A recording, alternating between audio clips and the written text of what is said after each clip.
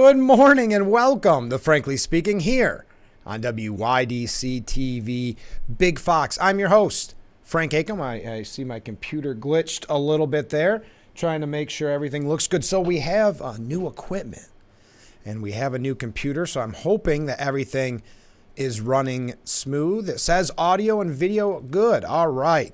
Thank you very much for your help. I'm your host, Frank Acom. We're broadcasting live from the Hesselson studio. We have a new camera angle I'm going to show you after break. I think, I'm very excited about it. I think you will be too. It's a new addition to Frankly Speaking to make us look even better here on the air. So we have a lot to get to this morning. Obviously, we're going to be talking about the attack on Israel. The biggest story of the day. Now, of course, the media is using it as a, how would you want to say, a weapon against Republicans because there's no speaker.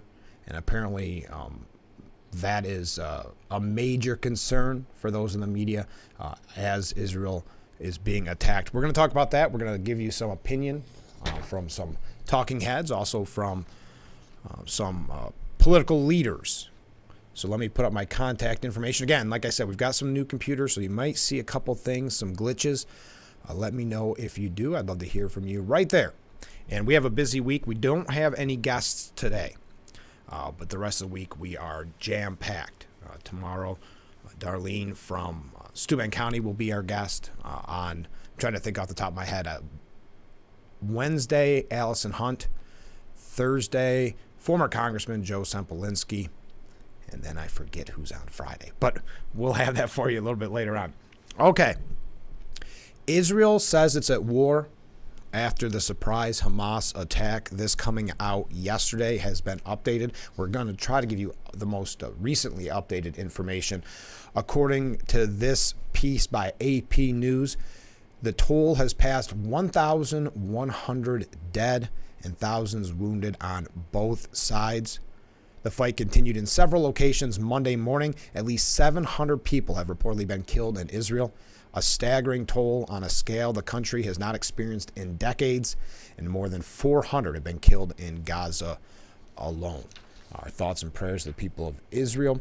There are some, what we're learning, some Americans on the ground, not meaning troops, but that were killed. I believe the last report I saw was 4. We're going to get to that in just a little bit. Just trying to play a little bit of catch up here. Israel's military says it has retaken control of all communities around Gaza. This coming from CNN this morning. There is no fighting going on between Israel Defense Force troops and Hamas inside Israel, and the IDF has retaken control of all communities around the Gaza Strip. That's coming from an IDF spokesperson, Rear Admiral Daniel Hagari. The announcement comes more than 48 hours after Hamas launched a surprise attack with thousands of rockets and sent fighters across the border in an incursion, the likes of which Israel has not seen since the 1948 War of Independence. Just heartbreaking images, specifically from that concert that was attacked, but also just people being kidnapped, being essentially tortured. So we're going to talk more about this. Not the best way to start the program, but obviously very important. I'd love to hear your opinion. Around 6:30 a.m. local time on Saturday is when this all began. That's when many Israelis were likely to have been asleep. Sirens were heard as far as the Tel Aviv area as rockets flew over Israel. Militants from Gaza then entered Israel by land, sea, and air, with some using paragliders. The IDF says around 2,000 rockets were fired at Israel. Hamas put the figure at 5,000. To put that in context, some 4,000 rockets were fired from Gaza into Israel during the 50-day war between the two sides back in 2014. So we're going to talk a lot about this morning. So again, weigh in on it. You can see the number on the bottom of your screen. You can obviously text me or call at any time. When we come back, our new camera angle, which I'm very excited about. So make sure you stay tuned for that. We'll be right back with Frankly Speaking here on WYDC TV, Big Fox.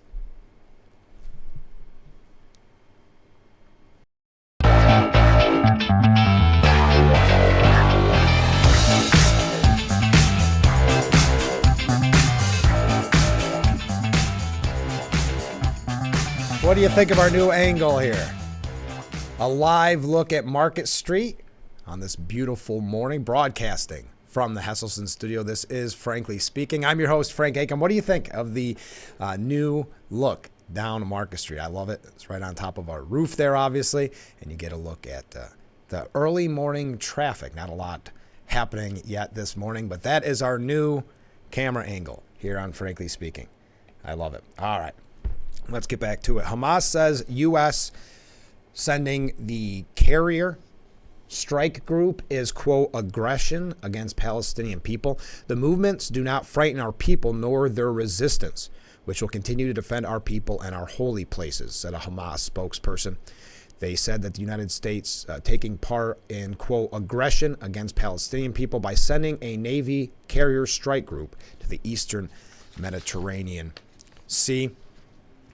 Antony Blinken, the Secretary of State, said Sunday that the U.S. is actively working to verify reports that several Americans may be among the dead in the Israel-Hamas conflict, as well as reports that there could be more or some U.S. hostages. Now, the last that I heard, and this coming from CNN early this morning, 4 Americans were killed, is what's being reported again by CNN in this attack, with the death toll expected to rise, is what sources are saying. 4 Americans have been killed in the attacks in Israel close to the Gaza border, and the death toll is expected to rise, sources familiar told a key House committee. Earlier Sunday, Secretary of State Antony Blinken said the U.S. was working overtime to verify reports of missing and dead Americans after Hamas launched an unprecedented attack against Israel. We have reports that several Americans were killed, he said. We're working overtime to verify that. At the same time, there are reports of missing Americans, and there again, we're going to verify those reports, he told Dana Bash. Now, unfortunately, I don't think this comes as a surprise, but United States weapons from Afghanistan that we left in Afghanistan have ended up with Palestinian groups operating in the Gaza Strip. That's a claim from Newsweek. According to a Newsweek report published in June, an Israeli commander said some of the U.S. small arms seized in Afghanistan have already been observed in the hands of Palestinian groups operating in the Gaza Strip. So we have a lot of opinion pieces on this that we're going to get to as well this morning. But please weigh in on what you're seeing. Donald Trump, the former president, declared the latest terror attack against Israel an act of savagery that must and will be crushed and avenged. I stood proudly with our friend and ally, the State of Israel, and I will do it again, Trump told a crowd at a rally. The terror invasion of Israeli territory and murder of Israeli soldiers and citizens is an act of savagery that must and will be crushed and avenged. It has to be crushed, Trump declared. Israel is at war, and the United States has to support Israel. There has been no better president for Israel than me. Trump said the attack on Israel happened because President Joe Biden gave Iran $6 billion in our country's perceived weakness. Now, there's obviously a connection there with how we withdrew from Afghanistan, where there is we sent a signal to the world about this kind of weak state that we're in under President Biden. Many people have highlighted that when this war broke out. I predicted war on Israel immediately after it was announced that Joe Biden gave $6 billion to Iran. They got so much money. At this time, Israel and the United States need very strong partnership and leadership. You got to have strong leaders. If you don't have strong leaders, it doesn't matter how many army tanks you have. In addition to the billions of dollars given to Hamas, top funder Iran, Joe Biden restored hundreds of millions of dollars to very corrupt Palestinian entities. He gave them hundreds of millions of dollars. Many people didn't even know it. Wonder what deal he made. Joe Biden betrayed Israel. He betrayed our country. This is the former president. As president, I will once again stand with Israel, and we will cut off the money to Palestinian terrorists on day one. So that's former President Donald Trump. We've got a lot more to cover on this. Please weigh in your thoughts and opinions. We will be, we're getting compliments about the street scene. Yeah, I like the new angle. So you'll see it again when we come back from break. So stay with us. This is Frankly Speaking on WYDC TV, Big Fox.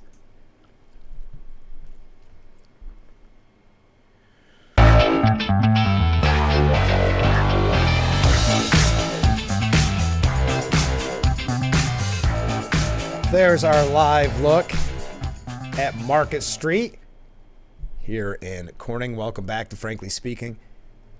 I'm your host, Frank Acom. We're broadcasting live from the Hesselson studio, as you see, on Market Street in Corning. There it is again. Now I just saw a car drive by, so I wanted to show some action on the screen. Okay, let's get back to the program because we have so much to cover. Some in the media and there's actually a really interesting piece how the attacks on Israel have divided some in the Democrat Party. And in the media, you've had some of the victim blaming. MSNBC said Israel caused attacks on it and made people vote for Hamas. Luckily, that has been few comments like that, few and far between, but still very troubling. Now, the president, of course, and other Western leaders condemned the terrorist attack and reiterated Israel's right to defend itself. The U.S. directed an aircraft carrier strike group, as I mentioned earlier, to the eastern Mediterranean to support Israel's counteroffensive if necessary. Now, Prime Minister Benjamin Netanyahu has warned that it will be a long and difficult war ahead, one that will likely result in a massive military response in Gaza and will be shaped by the hostage crisis. Some major airlines like United, American, Delta have temporarily suspended flights to and from Tel Aviv.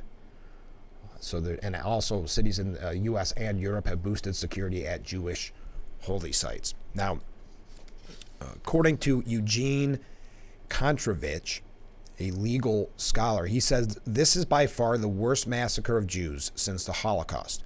All those who believe they would have opposed the Nazis at the time and not favored appeasement must prove it now. Now, Mike Pence took this opportunity to essentially blame Trump and other opponents in the race. He said, but let me begin, and this was on CNN with Dana Bash, but let me begin where we ought to start. I mean, the disastrous withdrawal from Afghanistan has embodied the enemies of freedom around the world.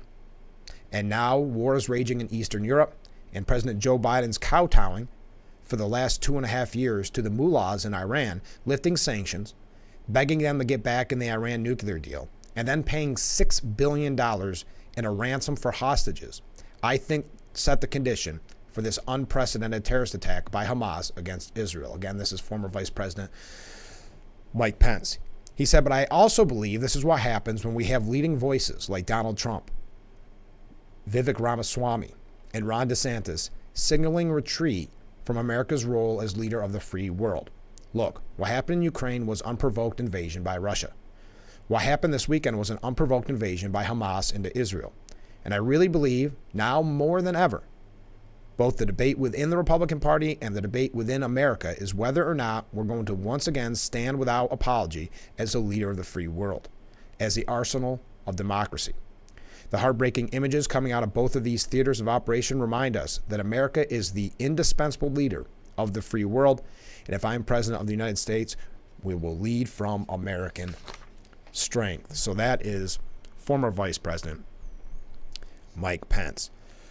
Frida Gittes from CNN says that this is an indisputable act of terrorism. Again, this is Frida Gittes from CNN. I was going to put that up on the screen, but I don't have it. Millions of Israelis, were jolted awake on Saturday by the sounds of explosions and blaring emergency sirens. The Palestinian group Hamas has launched an unprecedented assault on the country hours after the 50th anniversary of what Israel called the Yom Kippur War and Arab countries call the October 6th War. Indisputable act of terrorism, according to Frida Gittes. Social media, of course, was full of anti-Israel activists already gearing up for what comes next. As sure as night follows day, Israel will retaliate, and millions around the world will blame Israel and the Jews, ignoring what happened this bloody Saturday. And that's a good point. That's unfortunately the direction many there's a strain of this in the Democrat Party on the political side, but also in the media. And she's right. They will end up blaming Israel for this. The Israeli-Palestinian conflict is extraordinarily complicated, but there's no denying that what happened on Saturday was an act of terrorism, one that deserves a clear, unequivocal condemnation. Now, we do have to take a break here in just a moment. I'm just looking at my time. I know we're going through a lot of this quickly. Obviously, it's breaking news. We do have a couple of other topics I hope to get to. We'll tie it together because the media is using these attacks to criticize Republicans who don't have a speaker currently. As we know, we followed it very closely last week with Kevin McCarthy being ousted. Excuse me. I have something caught in the back of my throat. Pardon me. You don't want to cough right in the mic. That's bad. Sorry about that. So we're going to talk and tie those things together, but let me take a break and get a sip of water, a sip of Culligan's water. So stay with us. This is Frankly Speaking here at WYDC TV. Big Fox will be right back.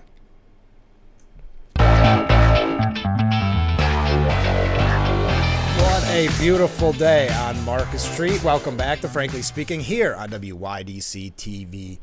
Big Fox. I'm your host, Frank Acom, putting up that contact information if you want to weigh in on what is happening in Israel. Also, the speaker's race. We know last week that former President Trump endorsed Jim Jordan, but you also have many people pushing for Steve Scalise. So I'd love to hear your take on that. We received a comment during break because we were talking about Israel. If Trump had won, this world would have been completely different. The mismanagement, greed, and corruption in this country could lead to our downfall. What's your thoughts? As I read earlier, former President Trump did weigh in on what is happening. Now, ex-Trump National Security Advisor Robert C. O'Brien criticized the Biden administration, and a lot of people are pointing to this with the $6 billion given to Iran. While welcoming our Iran hostages home, I said at the time, paying ransom, example, unfreezing $6 billion, is problematic because it incentivizes new hostage taking and gives terrorists money for new operations. I didn't think we would see these points illustrated so vividly and so quickly. We now know American citizens have been taken by Hamas. Those teams should be airborne to the region now to be in a position to rescue our countrymen. That, again, former Trump National Security Advisor Robert C. O'Brien. Now, there were pro-Palestinian rallies, unfortunately, in New York City.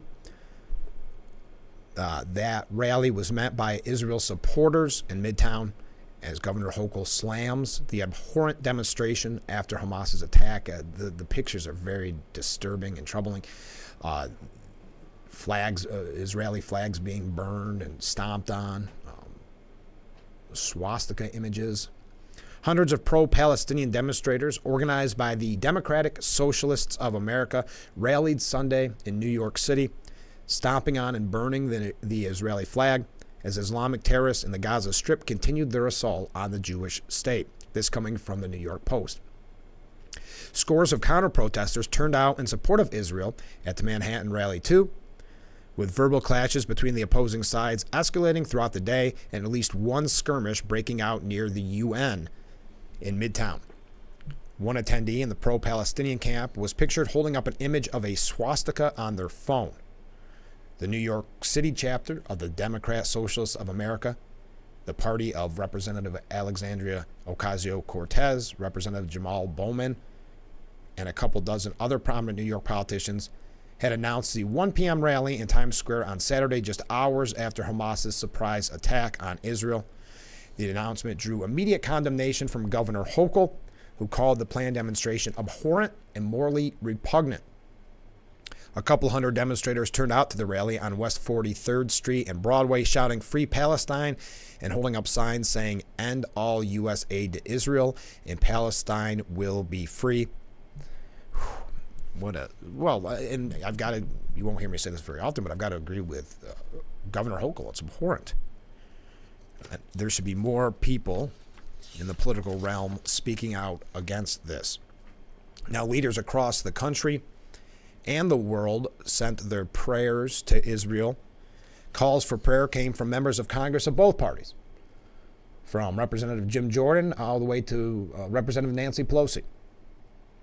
Jordan posting on X, formerly known as Twitter. I know everybody has to say it that way. America stands with Israel today and every day.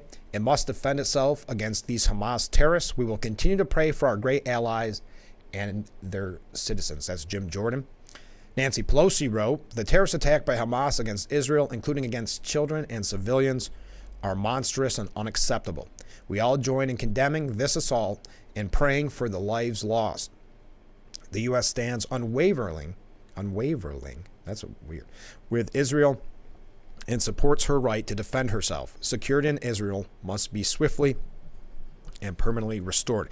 Now, a lot of people, I'm not going to go through everybody's comments because everybody weighed in and sent their thoughts and prayers like we all do.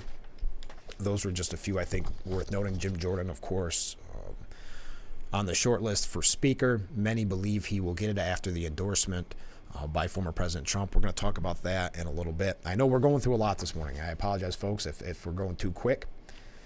Now, the pro-Palestine rally, according to the New York Post, has split Democrats over Israel.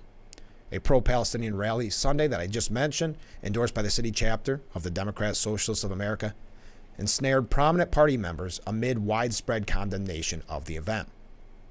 Now, AOC, who is a part of the Democrat Socialists of America, said, I condemn Hamas's attack in the strongest possible terms. No child and family should ever endure this kind of violence and fear, and this violence will not solve the ongoing oppression and occupation in the region. An immediate ceasefire and de-escalation is urgently needed to save lives.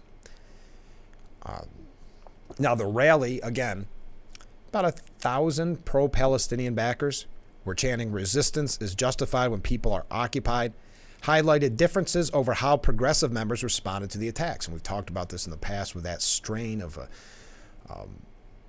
anti-Israel mindset in some of the more extreme wings of the Democrat Party. Mainstream Democrats were quick to call out anything less than unequivocal support for Israel. The squad members, which include members of the Democrat Socialists and who have long supported Palestinian, were knocked by Republicans and some members of their party for not noting Israel's right to defend itself against the attack. And that goes back to Frida Gittes' point, which I think is a good point. You will start to see, maybe not today, but very soon, the blame being put on Israel for them being attacked. It's unfortunate. It's a common mindset in the more extreme part of that party. And it's also, unfortunately, part of the mindset in many in the media. AOC, do you agree with these lunatics? Asked Representative Mike Lawler, who has a large Jewish population in his district. Yesterday's terrorist attack, perpetrated by Hamas and sponsored by Iran, is the fault of Israel. You should denounce this if you don't agree with it, Representative Lawler commented. So we've got a lot more to talk about. Boy, I feel like we're going fast. Kind of feels it, doesn't it? When we come back, the New York Post editorial board has a piece called Hamas's Iran-backed attack should end Biden's deadly delusions. We're going to take a look at what some of the talking heads are saying about this attack. And please weigh in at any time. There's my contact information up on the screen. And when we come back, you get to see the new roof cam, which we're excited about here in the Frankly Speaking studio. So stay with us. We'll be right back with Frankly Speaking here on WYDC TV, Big Fox.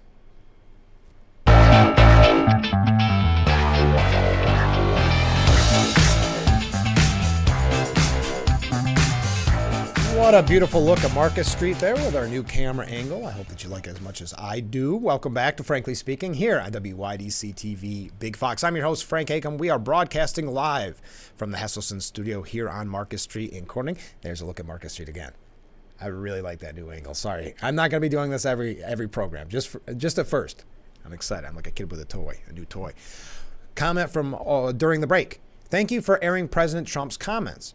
It's a sad state of affairs when the media shames us to speak of him in hushed tones. They have done a very good job. That's a very good point.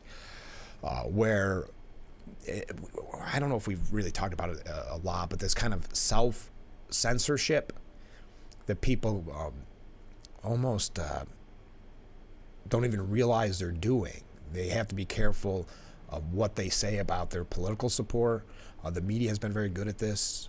Many of the Democrat Party have been very good at this, to shame you into not speaking. So thank you for that comment.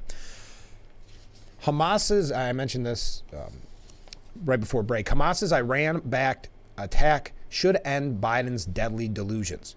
This barbarism ought to finally shake President Joe Biden's naive view that retreat, misguided diplomacy, and, quote, soft power, abandoning Afghanistan, for instance, relying purely on threats of sanctions to deter Russia's Ukraine invasion, plying Iran with billions to lure it into a worthless nuclear arms deal, can turn bloodthirsty enemies into peace-loving members of the civilized world. And this, again, coming from the New York Post. We don't have time to get to the whole piece, but you can find it for yourself on their website. But they said ruthless regimes from Iran to Gaza to Russia to China must be met with stiff resistance, not milquetoast threats and doomed olive branches. If the horror in Israel doesn't make all that painfully clear, the bloodshed there will be just a taste of what's to come, according to New York Post editorial board. Now, Miranda Devine has a piece. Again, we can't get to all of it, but it's a really, really interesting piece that goes through a lot of the information that you need to know. Here's a look at it. Reckoning needed after Biden's failed foreign policy gave Hamas's terror the element of surprise. The weekend's depraved attack by Iran-sponsored Hamas terrorists on Israel reportedly blindsided the U.S. and Israeli intelligence. How could that be? Any post-mortem of what went wrong has to include, one, the Biden administration's preoccupation with its diabolical Iran nuclear deal, the so-called Joint Comprehensive Plan of Action launched by the Obama administration, scrapped by Trump's, and reanimated by President Biden and his Secretary of State, Antony Blinken. Two, the recent bust of an Iranian spy ring said to reach into the highest levels of the State Department and the Pentagon. And three, the crackdown on anti-Iranian dissident group MEK in Albania in June. And she goes through, one, the appeasement, the same Biden-Blinken brain trust response for the debacle in Afghanistan has done nothing but appease the terrorist regime in Tehran since day one. They just released an additional $6 billion, as we keep mentioning this morning, to Iran. And they've eased off on sanctions, enforcing, let me try that again, have eased off on sanctions enforcement, pumped hundreds of millions of dollars into Gaza, and betrayed Iranian dissidents, all to curry favor with Tehran. Yeah, so I know I can't go through all this. But then she said the second thing is the spy ring that we just mentioned and the MEK raid. An honest postmortem will have to include a damning judgment of the bumbling fools who currently control U.S. foreign policy. That coming from Miranda Devine at the New York Post. We're going to be giving you a lot of different opinions on this. But again, what the most important opinion, in my opinion, is yours. So there's our contact information. The media is using this, I've been mentioning it all morning, using this as an attack on Republicans because there is not a speaker. So we're going to tie this in, talk a little bit more about Israel, but also talk about the race for speaker, which could be voted on as early as Wednesday. Of course, you have Jim Jordan and you have Steve Scalise. But CNN saying House GOP returns to Washington without a speaker while Israel faces war. And this is something, obviously we didn't predict the war, but this is something that I predicted last week, that anything they can blame Republicans for, whether it's some economic number, whatever, they're going to blame them for not having a speaker. If Kevin McCarthy didn't get that deal worked out and they shut down the government, they would have blamed Republicans for every financial piece of information that comes out that is not positive. So I'm not surprised that they're using this as a weapon. Republican lawmakers returning to Washington this week will do so without a House Speaker, setting up a high-pressure situation to reach consensus on a candidate to wield the gavel and the power to push through support for Israel. Now, two candidates have stepped up to fill the vacuum, as I mentioned. House Majority Leader Steve Scalise of Louisiana and Judiciary Chairman Jim Jordan of Ohio, who has the backing of former President Donald Trump. Oklahoma Representative Kevin Hern announced Saturday that he had decided not to run. So neither man starts the week with anywhere near the votes needed to claim the top spot. So this is going to get interesting. The House GOP is scheduled to hold a candidate forum tomorrow and an internal election on Wednesday. But it's unclear when the floor vote will happen. Monday at 6 p.m., Republicans who left town will start returning for an in-person candidate debate and discussion during which Scalise and Jordan are expected to make their pitches to the conference. On Tuesday at 5 p.m., the House GOP will hold an official candidate forum during which members will debate who is the best fit for the gavel. What's interesting is they were going to do a debate on Fox News, but I guess there was a ton of pushback for some reason, which I did find it weird. I've never seen that before, debate for speaker, but apparently they both backtracked because they got so much pressure not to do it. Some even saying if you thought this was a good idea, I question you even being speaker, which I guess I'm not quite sure about the controversy there. But Wednesday, House Republicans will hold an internal secret ballot election to officially select their nominee, and that is 9 a.m. on Wednesday. We'll be following that closely. There's a lot more here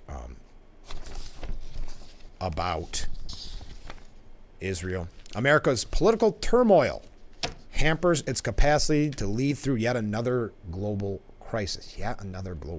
So we're going to talk about that when we come back. We are running quick this morning. This is a jam-packed Monday morning program. Thank you for joining us.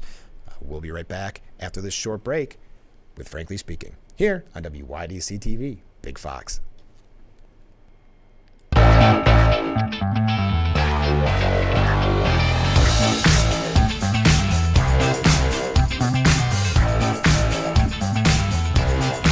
What a beautiful day on Market Street. Welcome back to Frankly Speaking here on WYDC TV, Big Fox, broadcasting live from the Hesselson studio. I'm your host, Frank Acom.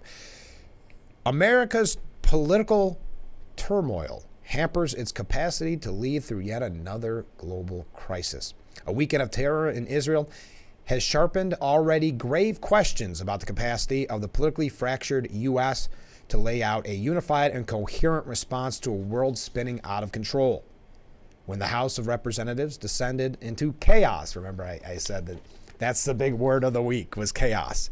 Last week, many Republicans, Democrats, and independent experts warned that anarchy raging in U.S. politics sent a dangerous message to the outside world. So now they are blaming this attack essentially, and this is Stephen Collinson at CNN, on Republicans not having a speaker, as if this was planned by Hamas after they heard that Kevin McCarthy was no longer a speaker. Anyway.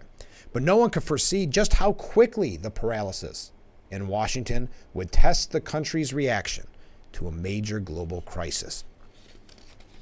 Again, this doesn't come as a surprise by the media. As I said, they were going to obviously look for a way to blame Republicans.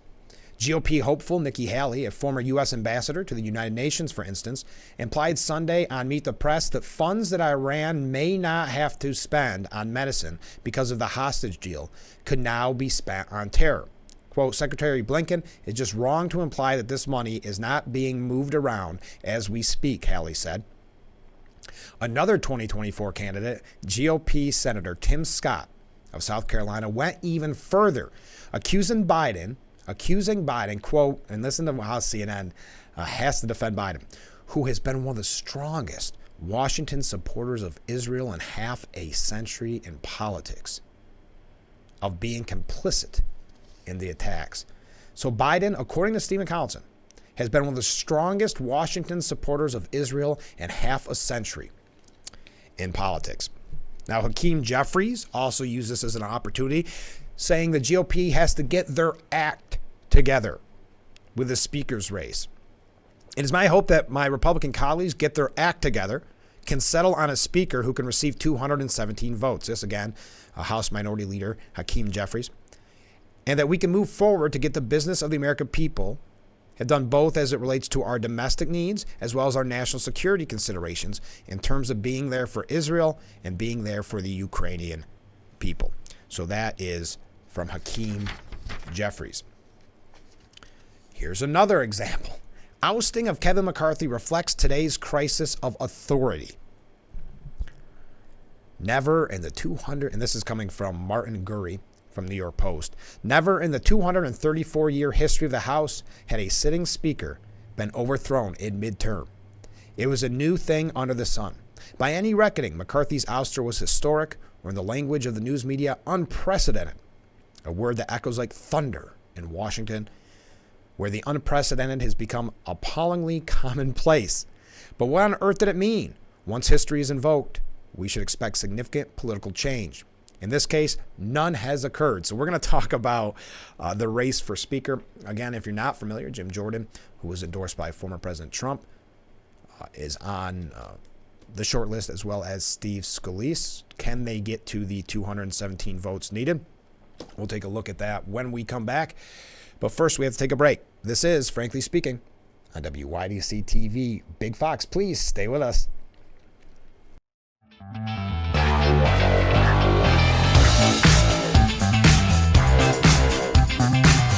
Our beautiful new view from Market Street live on the air. Look how beautiful of a day it is here on Market Street. We're broadcasting from the Hesselson studio. I'm not going to do the rest of the show like this.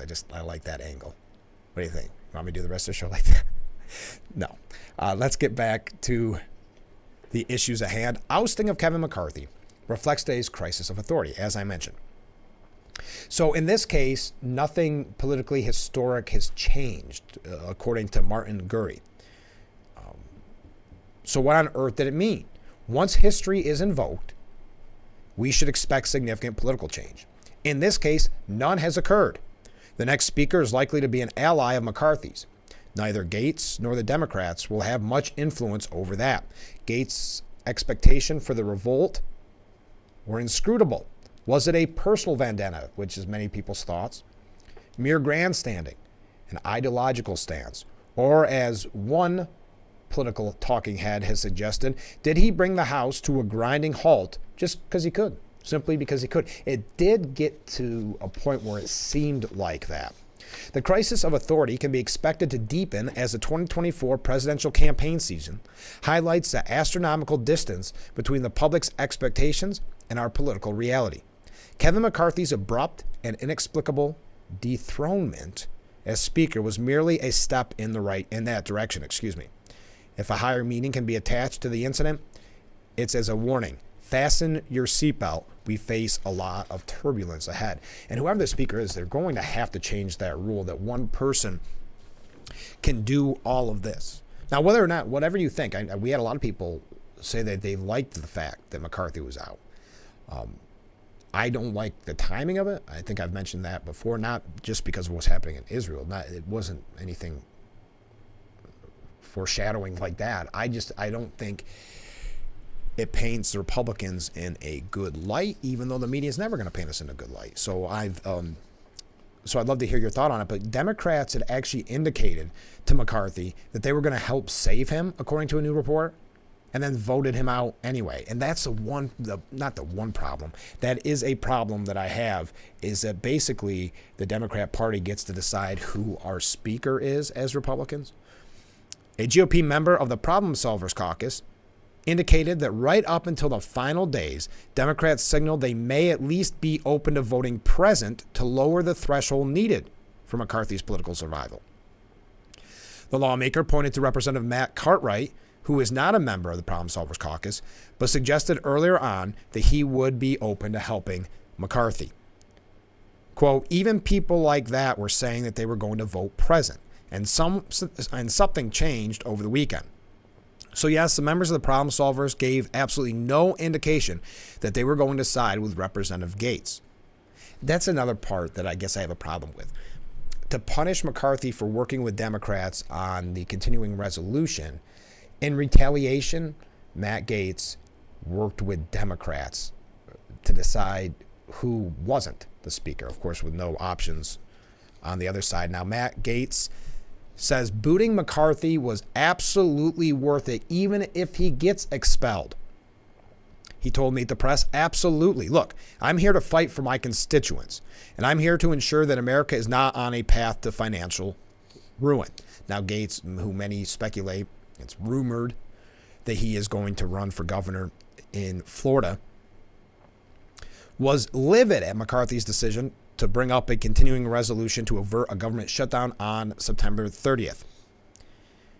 And you've heard a lot of back and forth on this. But yes, I thought that was interesting, saying it was absolutely worth it, even if he gets expelled. We have to take another short break, running just a little bit late. Stay with us. This is Frankly Speaking on WYDC TV, Big Fox.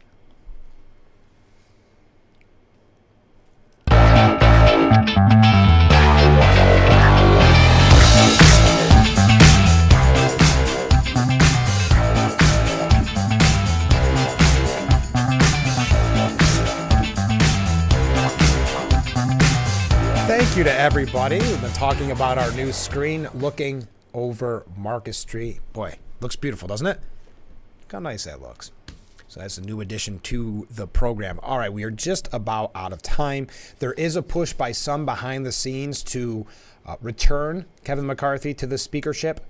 There's a user's manual on how that is happening at Fox News if you want to find out more. But both Scalise and Jordan are the names being thrown around. But they come with baggage, according to Chad Pergam. It is unclear how long it could take either candidate, or any candidate for that matter, to earn the necessary votes on the Florida win. Pack your lunch, said one Republican, about how long the speaker's race may take. The earliest a floor vote could happen is, this is saying Thursday. I had heard Wednesday. But that's why some McCarthy loyalists believe that the former speaker should run again. Now, he said he would not. But stranger things obviously have happened. There's a piece at the Daily, we're going to go quick here, at the Daily Mail out of the United Kingdom, how Biden's tension with Secret Service goes back to his vice presidential years when he skinny dipped in front of female agents, and the dog biting has just made things worse. I don't know if we had a chance to talk about this last week, but his dog biting Secret Service agents on a regular basis has created some tensions between the Secret Service and the president. Now, Team Trump is readying attacks on RFK Jr. There's been a lot of media reports that RFK Jr. could actually take votes away from Trump, where originally it was thought that he would be more taking away from Biden. Members of Donald Trump's team are quietly preparing to go on the offense against Robert F. Kennedy, as internal campaign polling suggests his expected third-party bid would draw more votes from Trump than President Biden in a general election. One person close to Trump's campaign said it showed that Kennedy took more votes from Trump, internal polling, than left-wing independent Cornel West drew from Biden when both were tested. It's single digits, but it's enough where it counts to make a difference, the person said. With Trump allies anxious, as one supporter put it, his campaign and outside allies are also preparing to release an onslaught of opposition research. Now there's a piece saying that really both sides are concerned with RFK Jr.'s independent presidential run. He had talked about maybe running as libertarian. But yeah, so Democrats and Republicans both concerned with the wild card of RFK Jr. We are out of time. My goodness, we are out of time for today's edition of Frankly Speaking. Thank you to everybody who joined us. Join us tomorrow for Frankly Speaking here on WYDC TV, Big Fox. Okay, going to the roof cam while I figure out how to. Well, anyway, have a great day, everyone. This has been Frankly Speaking.